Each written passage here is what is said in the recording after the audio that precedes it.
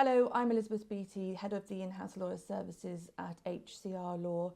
For today's session in our chat series for in-house lawyers, we're going to look at compliance issues, and I'm joined by Tim O'Gorman, who is the General Counsel for the Halfords Group plc. Tim's had an interesting career and route into the legal profession. He read law at Durham University and then studied at the College of Law in Guildford, and then he delayed qualifying as a solicitor to pursue a career as a professional cricketer. When he retired from cricket, he then trained in the city and stayed in private practice as a solicitor before moving in-house to a number of general counsel roles, mostly for listed PLCs. In addition, Tim has also been able to combine his legal and cricket careers because he's been the chair of the Cricket Discipline Commission, which is the body which hears and decides on issues relating to the misconduct in the sport. They've dealt with a number of high-profile cases in recent years, including issues concerning Ben Stokes and more recently Yorkshire County Cricket Club. So I'm sure we'll have much to discuss today. Welcome, Tim. Thank you for joining us. It's my pleasure. So a number of questions for you. The first one I'd like to go through is looking at the systems you've implemented for accepting instructions and how you've been advising internal clients, Tim. Okay. I think in terms of advising internal clients and systems for people instructing you, I think it's really important for us to make sure that that is informal, to make sure that the people that need your advice know that they can speak to you in the corridor, pick up the phone, drop in by your desk and just ask the question, because very often that question, oh, I've just seen you've reminded me of this, that can unlock the ability of the lawyers to get involved early in any matter, and that's really, really important because it prevents issues going awry, because you can get on top of them early and shape the deal. But it's interesting that you mentioned the cricket things, because one of the things that's really shaped my view about how we deal as lawyers with clients is to understand that clients, and let's take sportsmen as an example, they won't necessarily know what the specific provision of the law is, but they will know, for example, about the facts of a case. They will know that Swiatek failed a drugs test. They will know that Ben Stokes was involved in a nightclub issue and a fracas there, and they will not know what the regulation that might have been that they transgressed, but they will know that that was the facts of the case, and they will say to them, I don't want to be in that position and I don't want to suffer the sanction that you have for that. So you have to make the way that people deal with lawyers clear, simple and accessible, and make sure that they are able to approach you and your team in a simple way, and that when you start to engage with them, that you do so in a way where you're understanding what their needs are, what their requests are and what their service is. It's the same, I think, in the questions that we get. Most of the people in our business, and it's probably true in yours, won't know the specific law, but they do want to understand how that impacts on them, how that affects them, and to make sure they're avoiding any sanction for that. And those two parts of my legal career, if you like, I think it's important that you take the lessons out of both to offer the very best service to the customers and the clients that you have. I think it'd be interesting to know what sort of systems have you implemented for accepting instructions and advising internal clients to avoid conflicts of interest, for example? Okay, there's quite a lot in that question. Yeah. The first part, I think, is talking about instructions that we have with people and how they instruct me and my colleagues within our team. We have a team of about 15 of us. Not all lawyers, mostly lawyers, but company secretarial and FCA compliance. And some firms I know and some in-house teams introduce legal front doors and technology and ticketing systems like you'd have for IT. I'm not in favour of those, and the reason for that is I don't think they're a great message in terms of service. I don't think anybody sat in a queue with a ticket thinking the person who's going to deal with my problem really cares about my problem. I think it's more important to offer a better service and say to people early, come and speak to us and we'll try and fix whatever that issue is that you may have. So for us it starts with service, and it also starts with being relatively informal. One of the things that you find, certainly in-house, is that people think of getting the lawyers involved as an afterthought at the end, by which time quite a lot of the issues might have arisen and there might be problems with it. Better if you can start us off early, include us in the process, and then we can shape the deal and the structure of what's being discussed and what's being done and keep people out of mischief, really. So it starts with good service, it starts with informality, and then the other thing I think is making sure that the legal department is accessible to our business. We have a very big business, 14,000 customers, 1,000 properties, a car fleet and vans of 1,500, 650 garages. It's a substantial operation, and the legal team touches every part of that and needs to be very accessible to the business. It's a challenging role then for you and your team to monitor that on a daily basis.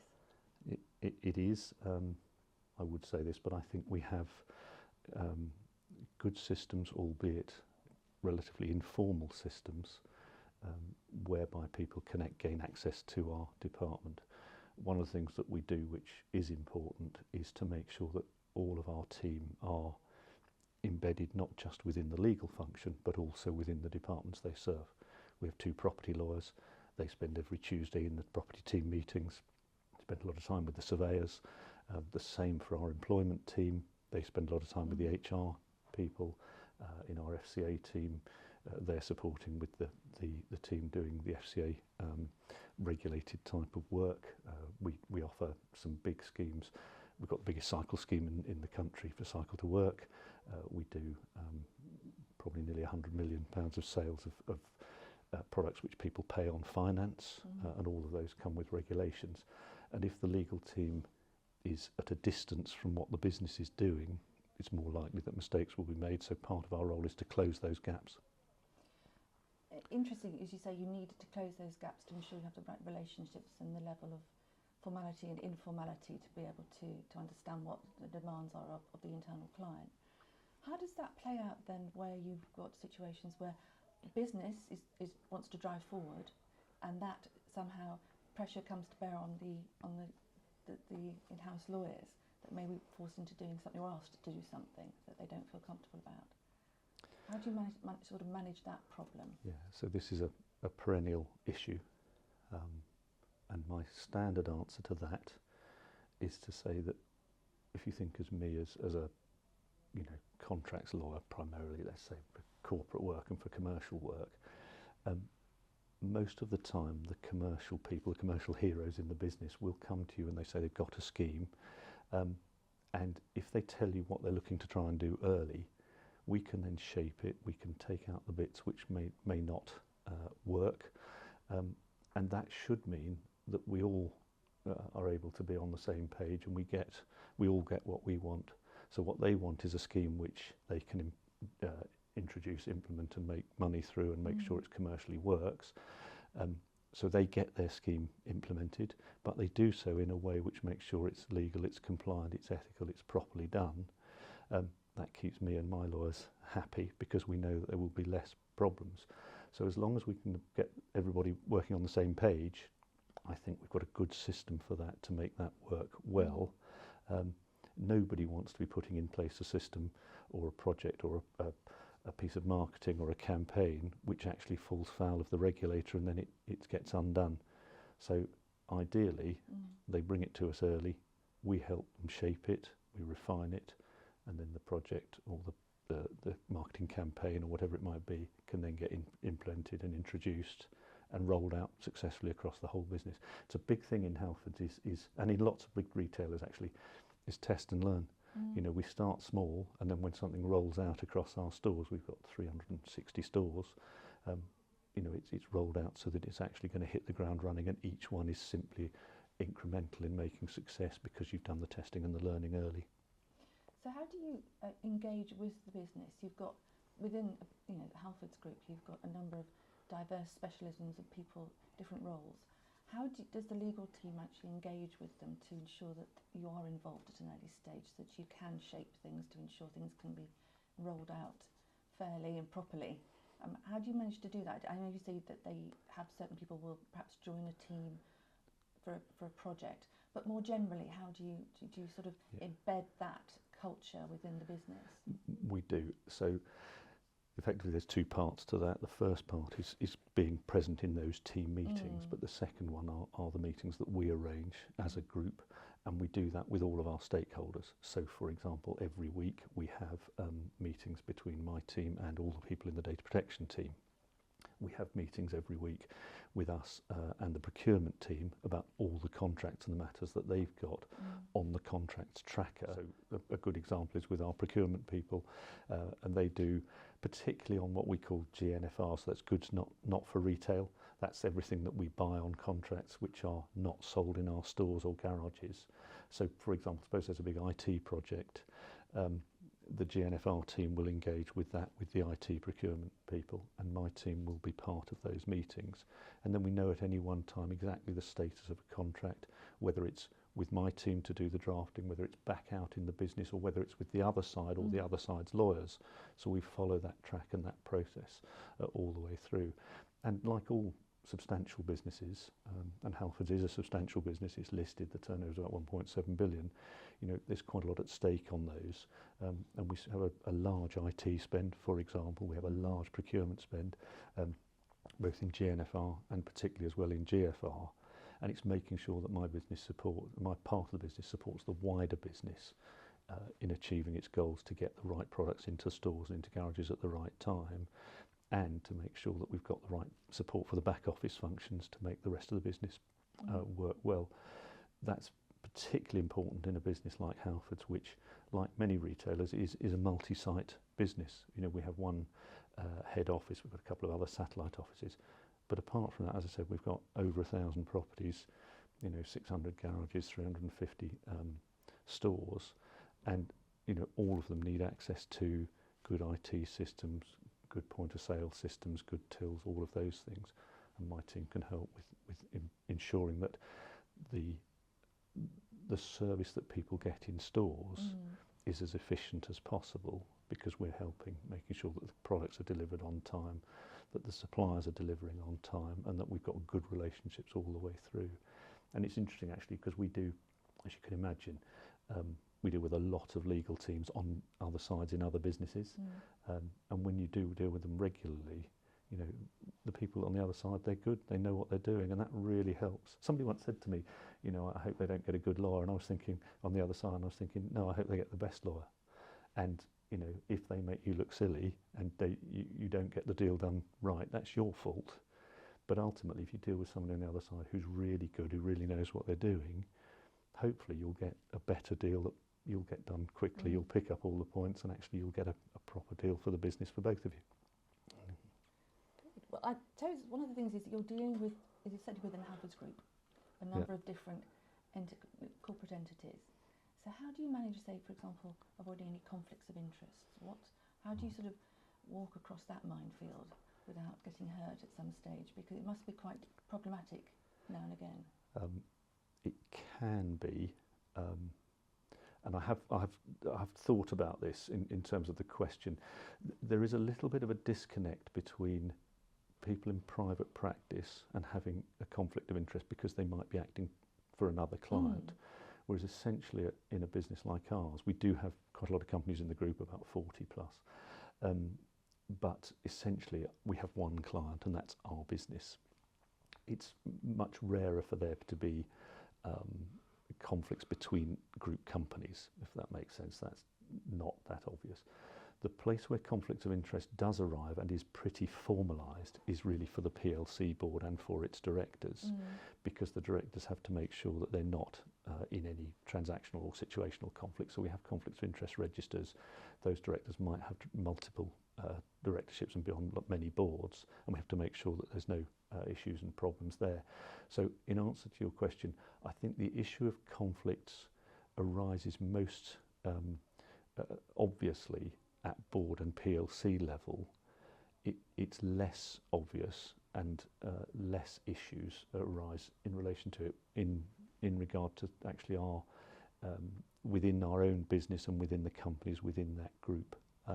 Is that something that you're monitoring, so that there's a sort of, is there an assessment or a checklist, because the duty is to act in the best interests of each client? So is there an assessment that's made by you or members of your team each time you sort of deal with a new matter where inter-group companies are involved? There is, but as I said, in terms of, there is informally, and my team are well aware of that, and here's a plug, we had very good training from you about what conflicts of interests look like, and that was very useful. But as I said, that is more done on a case-by-case basis, done in a slightly more informal way.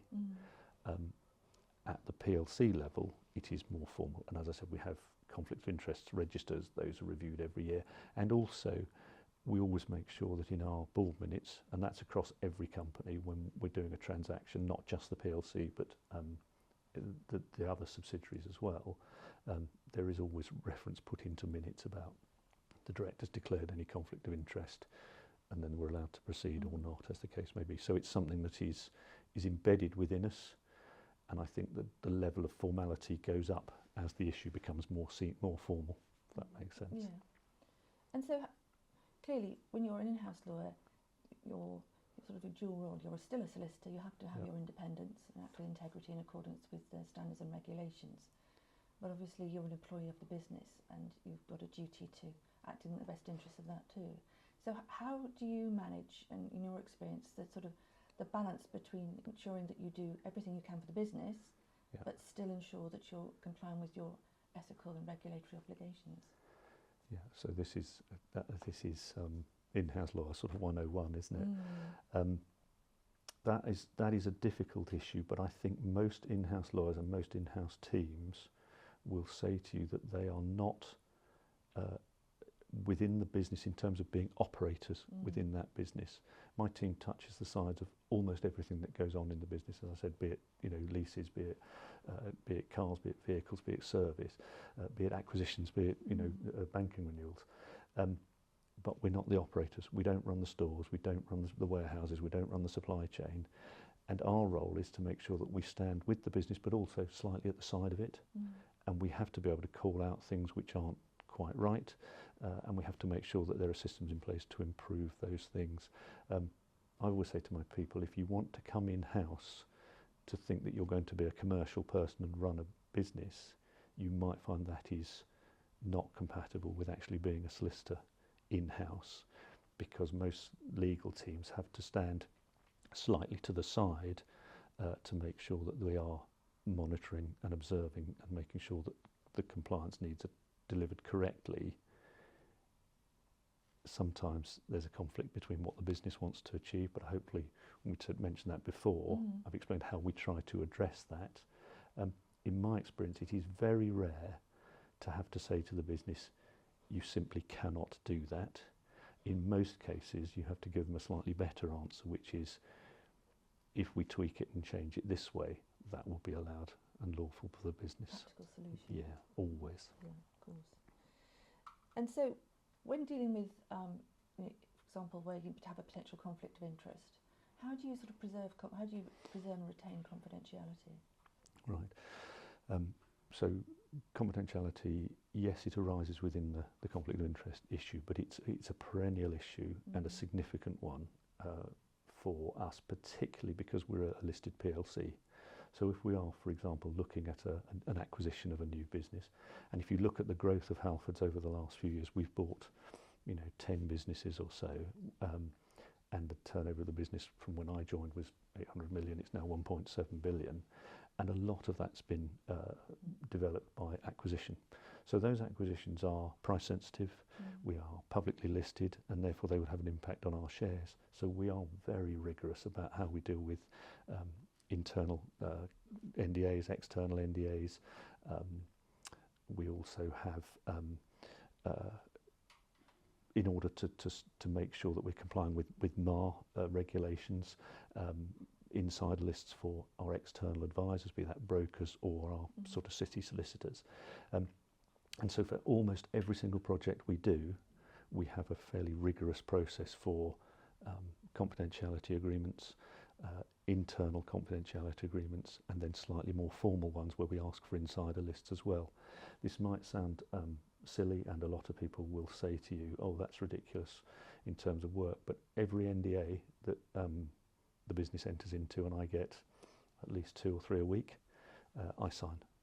And the reason for that is they are a very, very good bellwether for what's going on, A, in the whole business, But also, if you find the other side makes the NDA very difficult, they'll probably make the rest of the deal difficult as well. True, yeah. So my team do the legal work for that, and they come to me, and I sign them, and that makes sure that we are fully on top of what our confidentiality obligations are, with the particular gloss for us that we're listed, and therefore things which move the share price have a heightened importance for us, which they might not do in a private company. But confidentiality is a massive thing for us to make sure we're on top of. Thank you.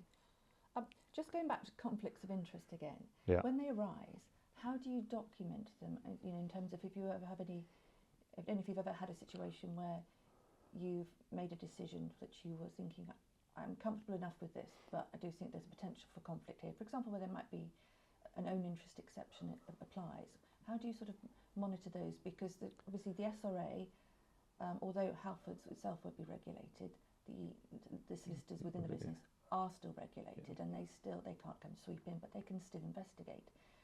So how do you protect your position and your team sort of position in relation to matters where there's a potential for conflict, and you've made a decision about how you're going to proceed? Do you keep that documented just in case there ever is called into question? We do. Hundreds of years ago, when I qualified, we had paper files, and sometimes your principal, the partner you were working for, would say, write a detailed file note, record that, put it on the file. Yeah. That doesn't happen in terms of paper copies these days, but the principle, I think, still applies. And so if we do ever get a situation like that, and as I said, that sort of thing would be quite rare for in-house teams, probably not for private practice teams, but for in-house teams it would be. As I said, formally make a file note, but again, because we're listed, we have quite rigorous processes for whistleblowing, and the whistleblowing line is managed by my team. It's an external provider, but we get all the details of the calls. So if people do have a problem with something like that, that goes through the proper channels. Interesting, because Halfords is quite a benevolent organisation. We've always made our whistleblowing much more HR focused, and a place where colleagues can record grievances or things that they're concerned about, much more than, say, a pure fraud issue. And we've always seen that's quite a good additional channel for people. So I think there are plenty of places where people can speak up and if they've got a problem. And then I would hope that with the process of file notes that we talk about, those things then come to me with the whistleblowing process. I then can speak to, at any stage, our chairman, our senior independent director, any of the non-execs. And that's quite useful because, as I said, although my formal reporting line might be to the chief executive or the finance director, I've been doing this for quite a long time now, and the relationship that you have with the wider board is really, really important. So if something does arise, and they do from time to time, but not that often, it's something that we are conscious of and aware of. Let me give you a small example. And it didn't last for long, but our chairman, as is the nature of the beast with non-exec directors at a certain level in their career, he was chairman of us, and also I think he might have been deputy chairman of Aviva, and Aviva were our underwriters for our insurance thing. And we just had to make sure that when the insurance renewals were coming up, that was explained, that was disclosed, and then actually he stepped off that board. So the issue didn't really arise for long, but it's the sort of thing where that has a ready relationship. Now, to be fair, Aviva's an enormous business, and he would have nothing to do with our renewal and wouldn't really know very much about it, other than the headline fact of it's coming up for renewal this year, and can we make sure that you're happy with the renewal rate? That's all that he would know about it. But potentially there's a conflict of interest there, because we happen to have a business that provided our underwriting for our insurance, and he happened to be a director of. So. Fair enough. And so, in terms of within the legal team, what are the reporting lines? I mean, I assume that your team report up to you, but if you have concerns, who do you tend to report up to, so that there's somebody, for example, just as an example, we have situations where an immediate line manager is putting pressure onto something that you're not comfortable with, and then do you have a reporting line that takes you to someone, another third party who's more independent, who isn't going to conflate the commercial issues of their own agenda as against your regulatory obligations? Again, that's an interesting question, because we have all of those things. My team report to me. If they've got a concern, they would bring it to me, and then I can raise it with the right people, whoever that might be in the business. I think that you'll also find that most, I mean, you've done several of these talks with other people and other GCs. One of the things that's changed over the last few years is that non-exec directors are much more concerned about reputational damage, particularly to their own reputations and their own careers. And that might sound, not, if you like, important to the whole success of the business, but what it really comes back to is it allows and makes sure that the business works in a much more ethical and operationally clean way than it ever used to before. And it means that the non-execs perform a function which is to ensure that the business is acting in a really much more ethical way, much more responsible way, much more sustainable way, because the board is looking at how does this look generally, what's the perception on brand, what's the perception of me as a director. And I think that has a very, very sobering effect on people to actually constrain conduct which otherwise, maybe some years ago now, people might have thought that was appropriate, and nowadays people don't. So it's a in terms of making sure that there are the ethical parts and the bits of the business are maintained and progressed and developed. That I think has changed. I think it's really important that now business, if they want to be sustainable, if they want to protect their brand, if they want to make sure that they are seen as good corporate citizens, all of those things come in place. And what we have then is using all of those things across that spectrum. People talk to me in my team, I can raise that with people within the business, but I can also raise things to the board and the PLC, and the board and the PLC will have a much wider issue than just saying, did this thing make money? They're looking at it saying, actually, how does that play out? How does that look? And would that play out in the same way? I'm sort of pushing the point a bit back from your own regulatory obligations, because obviously there's a much wider piece in their reputational damage, but would that, if it was purely an issue where there was, in all other aspects they were comfortable with it, but in fact you weren't, would that be something that you'd be able to take to someone at the board level and say? Yes, so for listed PLCs,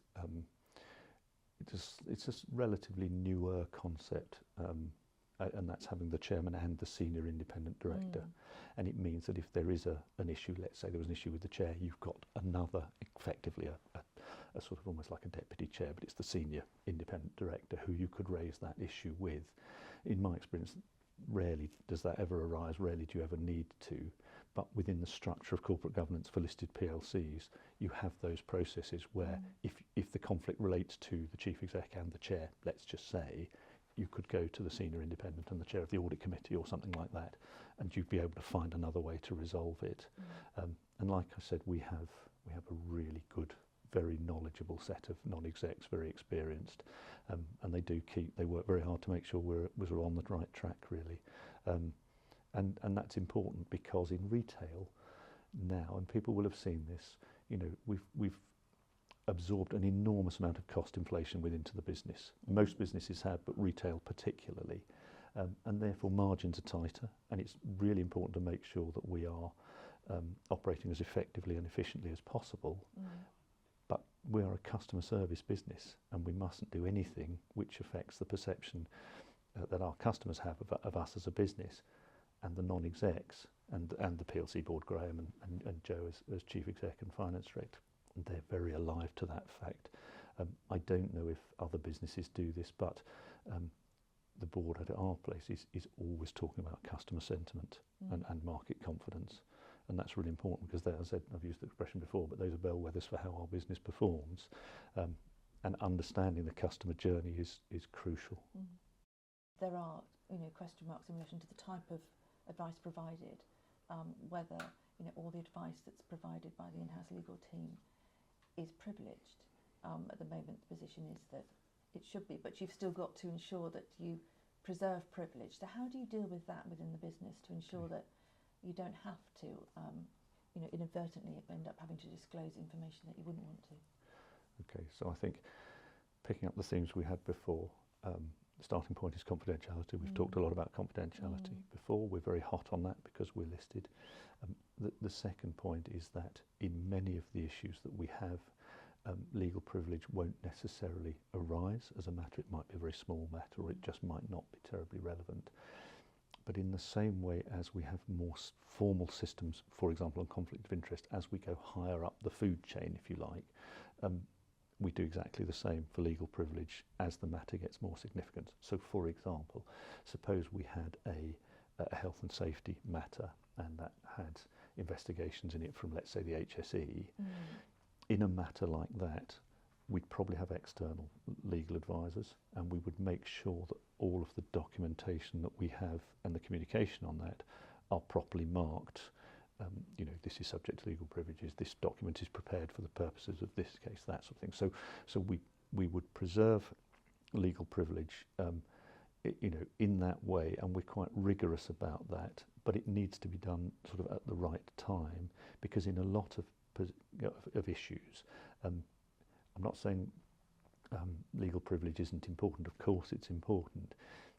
It's just that it's less of an issue to resolving the case, because it's not going to become something that's crucial to the case. So, for example, suppose we did some good customer service, and we did some poor customer service, and it didn't work very well for what the customer had bought. Yes, we could advise our team to say, this is privileged, don't make admissions, all of that sort of stuff. But isn't the better solution try and find the right answer and service to customer, to convert that customer from being someone who's a bit unhappy with us to someone who is satisfied and better with us? Two things to think about. When I was at Carphone, there was it was hundreds of years ago, when Carphone was really in its pomp as a business. They had one mantra was, it's not worth winning an argument and losing a customer. And we are a service business, and we have to make sure that our customers go away happy. And that's a difficult thing for a place like Halfords, because many of our purchases that people come to us, they're distressed purchases. Nobody got up in the morning and said, I've got a flat tyre, I'd really like to go out and buy a new tyre.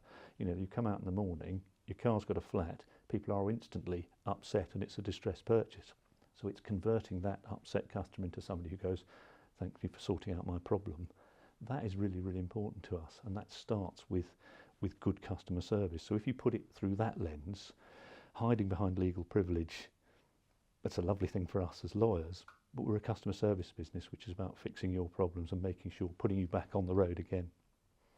Okay, that's useful. I mean, it's a bit of a minefield, isn't it? Because sometimes, depending on how serious a matter is, or the nature of it, do you sometimes have to identify a team of people within the business who are only within a circulation group, and ensure that they understand, do not ping the email beyond that group?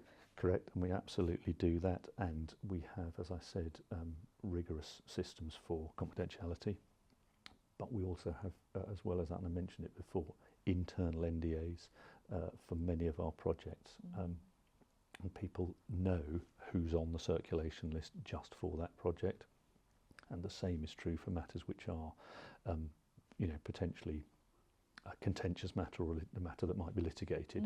We have exactly the same, and we keep those groups discreet to the people who can add most value to them, really. There's no point having loads of people involved in an issue if they're not going to add any value to it. No, or sometimes you've got to identify exactly who need to be in it. For example, yourself, the chief exec, but it also might be someone who's an admin assistant, someone else who needs to trawl through a load of archive files, or whatever the equivalent might be, just to ensure that you've got that group in place, and it doesn't sort of somehow lose the shield of privilege that you need. Absolutely, and that's why I say that for the significant matters, we do make sure that the correct sort of wording and formulation of wording is put onto the correspondence and the communications that we have both internally and externally. Not something we would do as a matter of routine, because it's not relevant for every matter, but the more serious the matter and the higher up the food chain you go, the more we impose those systems. So just looking then at, in terms of how you as the GC ensure that your team comply with their regulatory regulatory duties. How do you sort of approach that? Again, it's a good question. I was reading something this morning, and it was saying that, for people who manage a team, it's your responsibility. Well, it's within the rules. If you're a supervisor, you've got to ensure that they do, and they do as well. Yeah, and we thankfully we have exposure to quite a lot of law firms who send us a lot of information, lots of webinars, lots of training, and each person in my team takes that pretty seriously. We're actually in the process of putting a more formal log in place for all of the training which people in the team have attended. Well, then that's what you need to do, because training is part of the ongoing training, is part of the requirements. So it it's is. really useful to have that. People previously kept that, if you like, as part of their own personal statement, and I think to know that they can have maintained their own professional competence and develop their career each year. We're going to, because there's so many of us now, we're going to start doing that in a more formalised, central way. Give you peace of mind. Give us peace of mind. Well. There are, but I think there's three parts to that. The first one is the information that we receive. The second one is that my team, we give lectures, effectively, and little training sessions to ourselves and to the team and other people in it. But we also give training to the wider business as well, maybe on FCA compliance, maybe on changes in ASA rules. And so the log that we're putting in place will try and capture all of those things. So not just the service, the training that you've received, but also the training that you've given out to people as well. And as I said, I get regular requests from people in my team to say, there's a really good, session in London for property lawyers. Can we all go to that? So the two property lawyers will do that. Two of my team are in London at the moment, looking at something on insurance law. So we are very, very alive to the fact that the training requirements and the need to keep developing your profession and your skills and experience are they're as important for us in-house just as much as they are for people in private practice. I'd say this rather glibly to people, but if you went to a doctor who said to you, "Oh, I qualified in the 60s and haven't done any training since," you'd find another doctor, wouldn't you? It's exactly the same for us as lawyers. If we can't keep training and keep abreast of all the skills, then we should go and be doing something else. And there is so much new law coming out all of the time that we have to make sure that somehow we're on top of all of those new developments. And we do that, as I said, through our own initiatives, but also because we're lucky to get sent some information from external law firms as well, and it's all very, very useful. It is hard these days to keep up with every piece of development of every piece of law everywhere. And as I said, I've been qualified quite a long time, but when I started, laws like modern slavery, anti-bribery, some of the data protection things, they weren't really very big things, and now they're enormous. And that's why those areas develop, and we have to keep on top of those and advise the business accordingly. So that's focusing on this, as you say, on legislative changes and what have you. But what about the compliance training? Because that is on the standards and regulation and code of conduct. That's as much as an important part of what has to be done for in-house lawyers as it is for law in private practice. I mean, I mentioned to you before, there was a SRA thematic review of in-house lawyers in 2023, and amongst that data, it confirmed that a number of lawyers, I think it was about 25%, haven't had any compliance training in over a year. So slightly worrying, really, for on a number of levels, really. But it is. Training is difficult.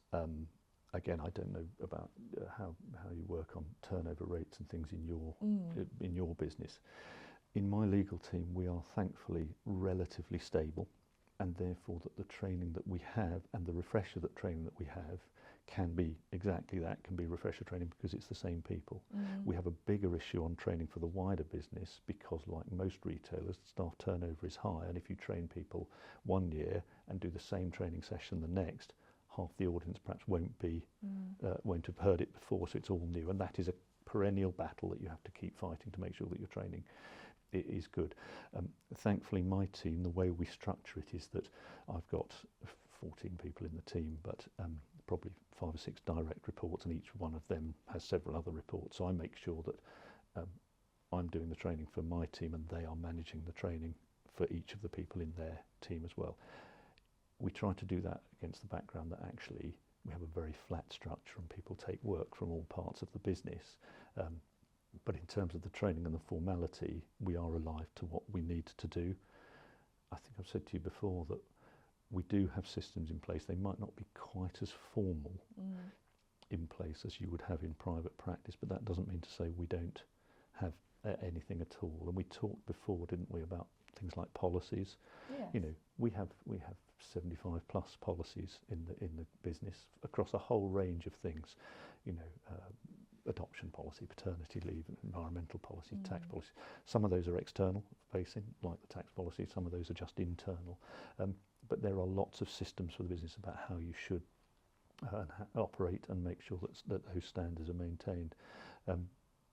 We do make sure that our business is, and our lawyers are aware of the training that they have. The one thing we haven't gone down the route of yet is to have a really formal system for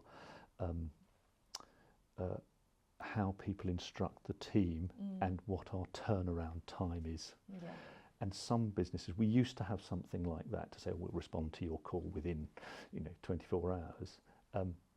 I'm a little bit worried that makes it very prescriptive and rather impractical, because if a big issue that came in that related to the share price or something, everything's dropped and you just carry on and deal with that.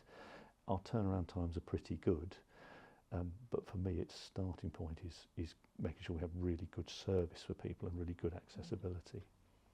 Thank you. And I don't know about you, but sometimes within any lawyer gets asked, can you assist people with a personal matter?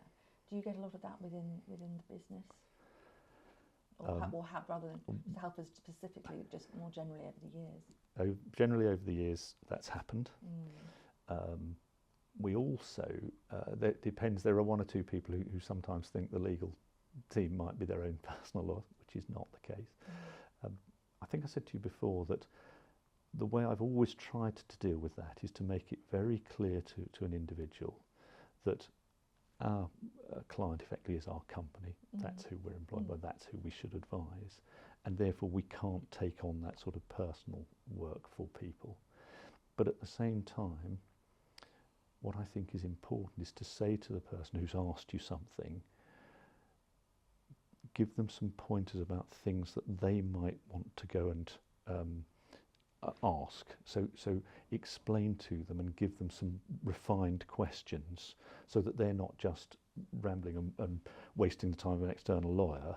So when somebody says to you, I'd like to know about this issue, you might say to them, well, okay, but if you're going to look at that issue, think about that, ask those questions. And when you go to the external lawyer, ask those, because it'll save you money, it'll make you sure you get a better answer, and the question is more refined. So we don't say to people, we can't help you at all.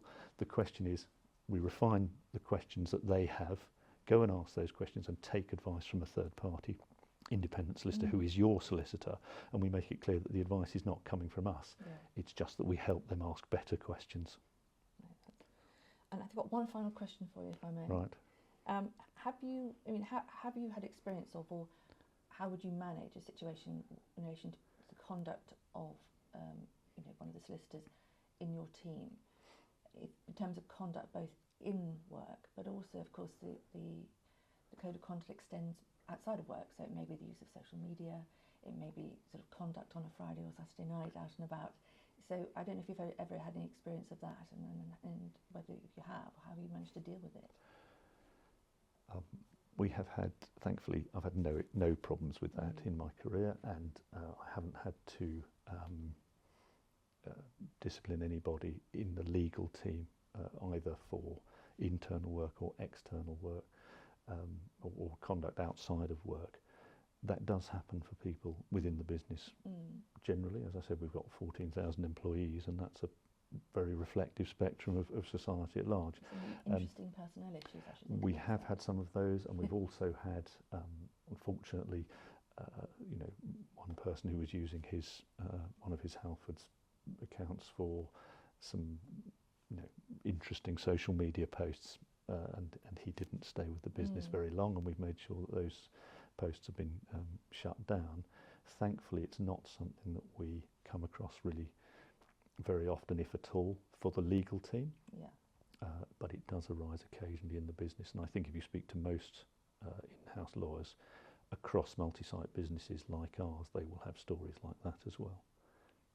And so do you Okay. have, for the legal team, any sort of particular policies, for example, if they're to disclose to you driving offences, obviously 3 points here, 3 points there, but totting up, it comes to a point that sometimes it's sort of whether there might be a duty to report. I'm not suggesting there necessarily is, but it depends on the circumstances. There is. I mean, you know, unlike many businesses, we've got, as I said, about 1,500 vehicles in our fleet, and a lot of those, 800 of those are for our vans that fit tyres by the side of the road and do the HME. Halfords Mobile Expert used to be a business called Tyres on the Drive, which we then bought, which does exactly what it says on the tin. So people being able to drive and not having points on their licence, not losing the licence is a really important thing. And we have pretty good systems for that, very good systems. Actually, we have a very good vehicle So it applies team. to your team and more generally? Yes, and Yeah. that applies to the team because within that group there are people who are driving as part of their day job, if you like, but there are also a group of people who have a company car. It's not actually that big a part of the fleet, but there's still some of those. And we have to make sure that, you know, if you have a car for the provision of provided to you for be able to do your work and go round to various sites, you know, clearly you can't get behind the wheel if you've lost your licence or you're totting up or, you know, there's any sort of endorsement. And again, the insurance part of that comes through me and my team because we deal with insurance renewals. And if people are not able to be insured, then I'm afraid a lot of them won't be able to fulfil that job and do the driving part of their job. So we're very alive to that, and we do have rigorous rules on that once people get to a certain threshold of points, before and below the totting up thing, that would come back to me and the people in the driving team to say, are we prepared to carry on allowing this person to be insured and drive on behalf of the business? That's great. Okay. Well, Tim, thank you very much for your Oh, it's time a pleasure. today. I hope it hasn't felt like too much of a drilling, but it's been Absolutely really interesting. fine. It's been really interesting hearing what you have to say and how things work for you at Halfords. So Brilliant. thank you very much indeed. Great stuff. Thank you. Well, thank you again to Tim for joining us today. I hope you found that useful. I'm Elizabeth Beatty at HCR Law. If you require any assistance or have any queries in relation to any of the issues we discussed today or more generally, then do contact us.